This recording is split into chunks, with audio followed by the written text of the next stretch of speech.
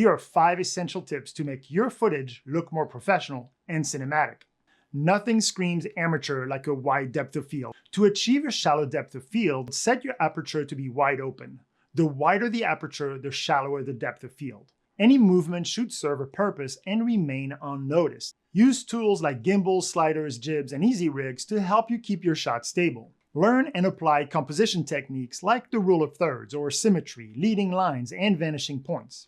These techniques help create a balanced, visually compelling image. Learning to manipulate light and contrast ratio will take your footage to the next level. Color grading is a powerful tool to give your footage a unique and cinematic look. The goal is to amplify your footage, adjusting contrast, saturation, and to find the tone that fits the mood of your story. By incorporating these 5 elements into your production, you'll elevate your work to a more professional level and create footage that feels truly cinematic.